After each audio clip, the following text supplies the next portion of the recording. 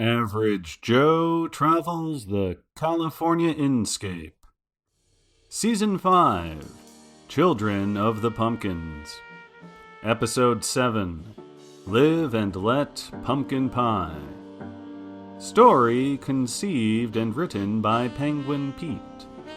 Pumpkin Spice Lattes brewed by Dodge Zelko and Clyde Wren. And co-starring the vocal talent of This Is Signal. The truck rolled to a stop deep inside Fairy Fantasy Farms, and I casually sat up in my orange robe and hood and hopped off. Several laborers were already gathered around, ready to reload pumpkins on the truck.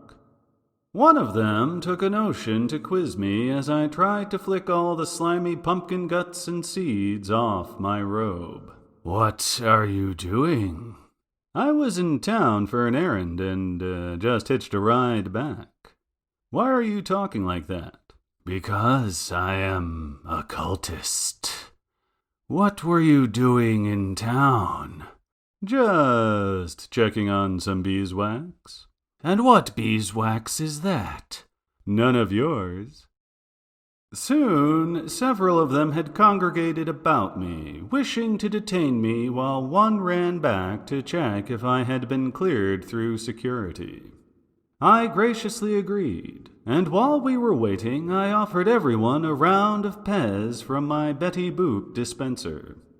Minutes later, when the cultists were all snoring in an untidy pile, I took my leave and sprinted through the plantation, ducking into an old and apparently abandoned silo.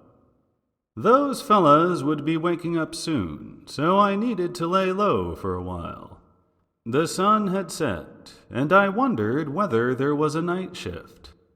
I'd never heard of a 24-hour farm before, but these guys were driven in their mission to flood the state with their pumpkins. Driven by the sinister forces that compelled them, such as the Fae, who had used them for slave labor, and now the Great Pumpkin, who was in charge of their newly minted cult. With Anne holed up back in town and Lucretia idling at home with the renegade cultist who'd got us nicked into this case in the first place, it was all up to me to stop this operation cold. I figured I might as well catch some shut-eye during my hideout. Well out of sight of the door, I found a stack of empty burlap sacks and hunkered down, thinking over the past couple days. We had fled for our lives from bounty hunters and swarms of fairies, sought sanctuary at Lucretia's weird and witchy mansion, and put down a public witch-burning, all while navigating through a town overrun by these orange-hooded, brainwashed freaks. I hoped Chief Wankins would be generous with the hazard pay. Tipping my fedora over my eyes, I drifted into a bone-tired snooze, ruminating over my first meeting with the magical person who would become my business partner in solving occult crimes. That person, of course, being Anne Darkside. We had literally bumped into each other in the same place that this very case had begun, in the woods around Goblin Grove. Hold it right there, Buster. Get your hands where I can see them and turn around slowly. I've got a bead right between your shoulders, so no funny moves. Hey, easy there. You don't have to use your stick? It's a wand. A wand?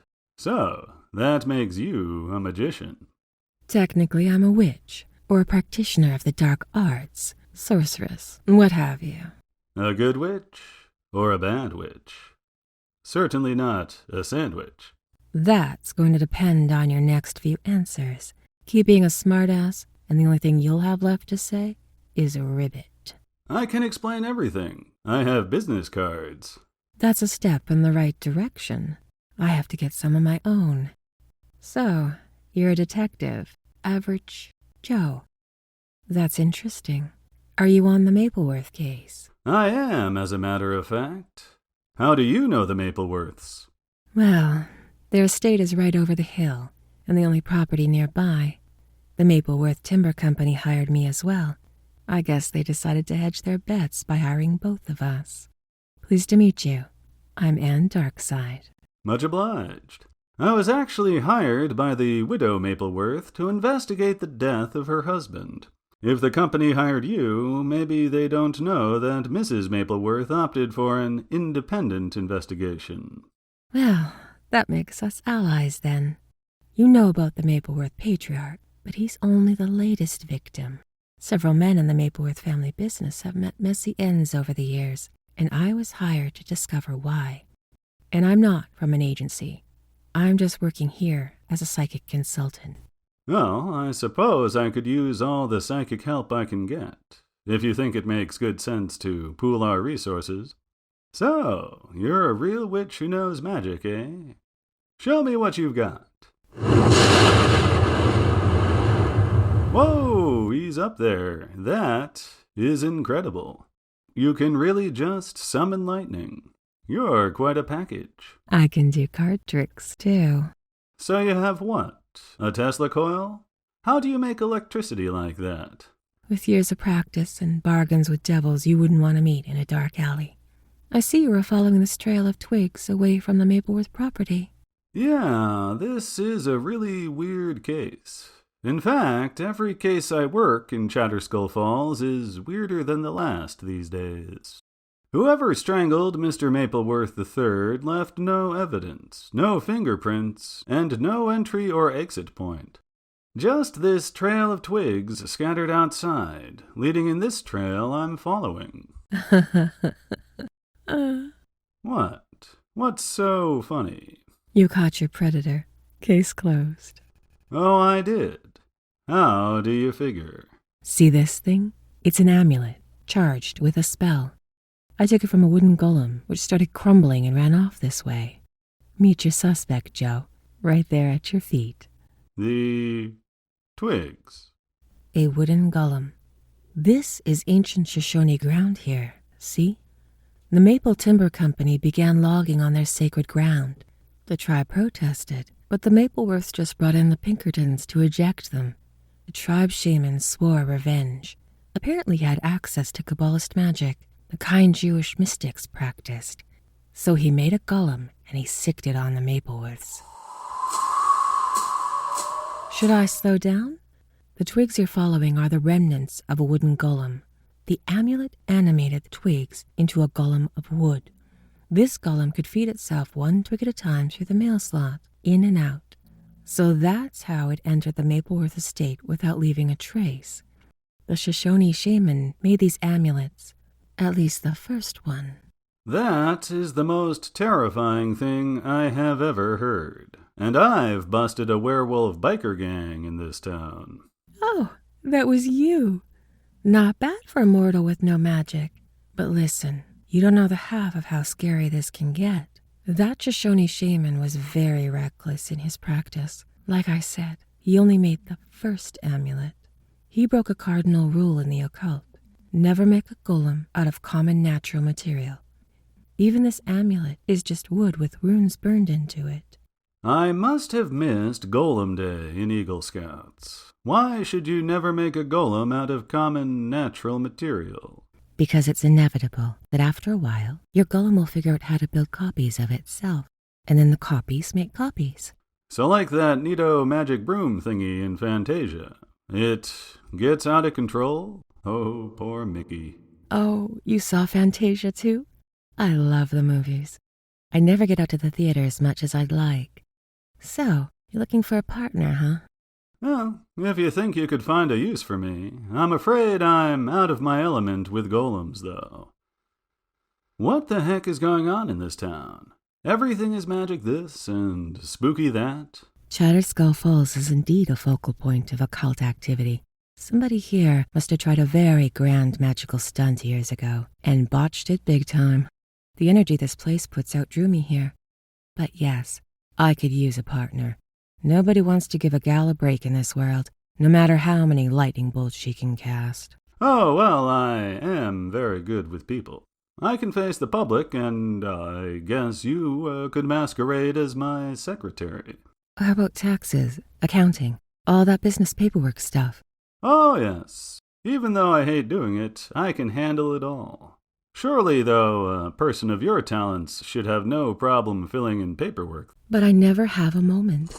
Being good at magic is really time-intensive. You should see how much reading I have to do to keep up on the ancient arts. I'm spending 12 hours a day trying to translate some moldy volume by a 12th century magus who hid his arcane knowledge in a stage play that was never performed. Then I have to piece together occult scraps from that with Nostradamus' dream journal and Ezra Pound's memoirs handwritten in his prison cell. And that's before I salt and purify my crystals for the night. I was awakened by a knock, except that it sounded like God himself knocking on the roof of this old silo, which is a charming radio program I encourage DIY-minded listeners to tune in on. More racket followed, and I sprang from my hiding place and bolted out the door, hoping to find a new hideaway. A giant glass dome had descended from the sky and dropped over me. I was now imprisoned in an enormous glass cylinder, exactly as we had trapped the fairy back at Lucretia's place. Looking up, I could see a giant hand closed over the glass, and behind that hand, a gigantic thing. If the pumpkin golems were out of control building more pumpkin golems, was this evidence that they had finally built their own god? For there on its shoulders sat a carved pumpkin head the size of a middling sedan.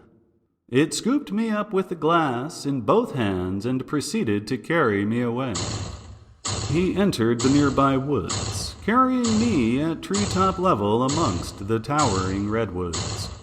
Then it gently set me down and crouched to contemplate me with its hollow pumpkin eyes. Presently it spoke. So, the hunter of knowledge at last. You are the mortal called Average Joe. I sure am. Are you the Great Pumpkin? It seems pumpkins are your whole deal.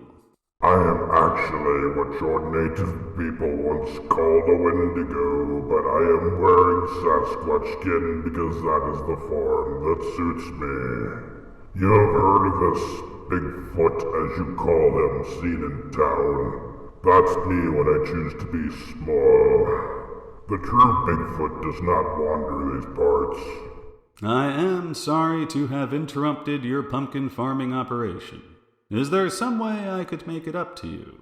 You were a hired agent here to stop me. You were supposed to give me that hallucinogenic powder in your hollow ring. May I see it? Sure. I guess you read minds too, huh? Golly, that's going to be hard to work around. Much is known to me, mortal. This powder tastes delicious, but alas, it will only work on a human. It is only a mild intoxicant to me.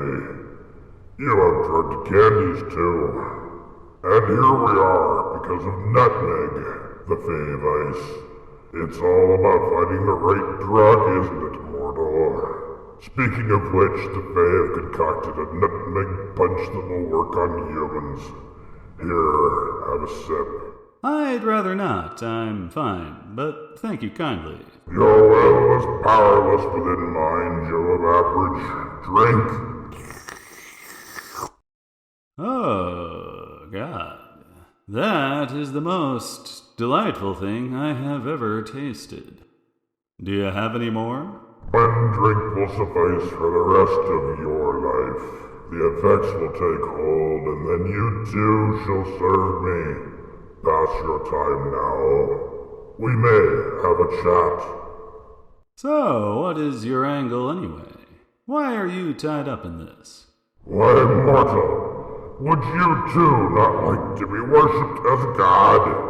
The cult of mortals worshipped an empty pumpkin shell which I came to possess before some slimy demon found it. The adoration of mortals sustains me. It matters not their motives.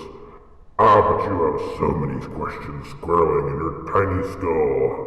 Which one should I answer first? Maybe start with the Sasquatch? You humans are but one species on this surprisingly lively planet. Your scholars of knowledge, whom you call scientists, will publish the results in the coming years. You descended from monkeys, but others like you were also descendants. Your breed is called Cro-Magnon. Others are Neanderthal, Denisovan, and so on. Sasquatch are another, and so there are many more. They all hide from you humans because of your great numbers and your industry. In just a few years, your scientists will even land a human on the moon. The moon, huh? Now, between you and me, is it really made of cheese? Whoa, you're a real treat. I should take the time to instruct you. You would make a bright pupil, but the hour of your service grows near. Is that the sun coming up? We've only been here a few minutes. Time passes differently when spent with an immortal such as I.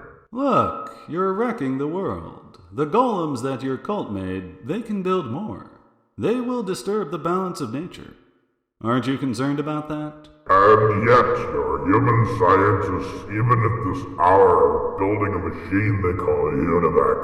A thinking machine made of metal, produced by your military to make war. How is your balance of nature now? Really? I had no idea. Our time grows short. I'll address one mystery that drives you as a favor for your remarkable company.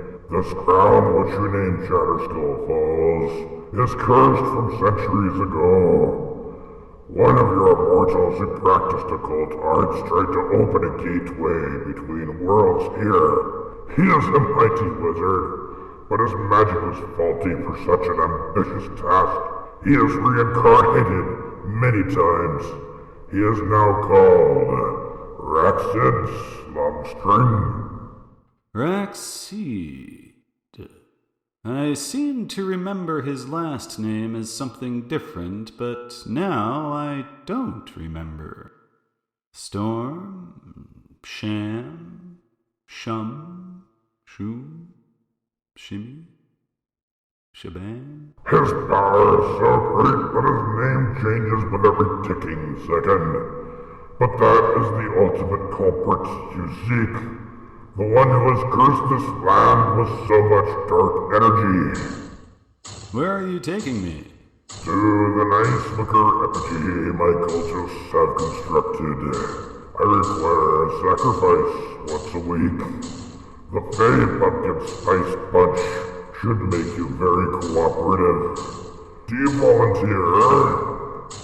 It would be an unalloyed honor. Here you go, human. My minions, light the fire. I shall return to claim the ashes when you are done.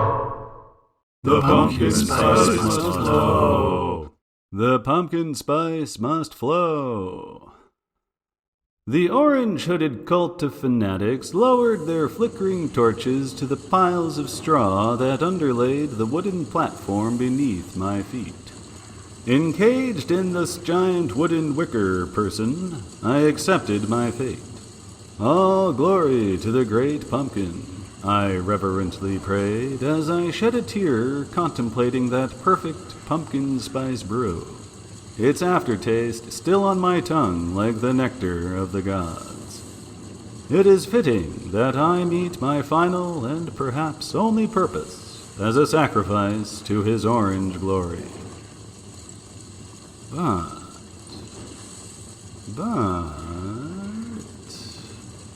A figure on the horizon caught my eye, and I could not have been more shocked to have seen Bigfoot himself ambling my way.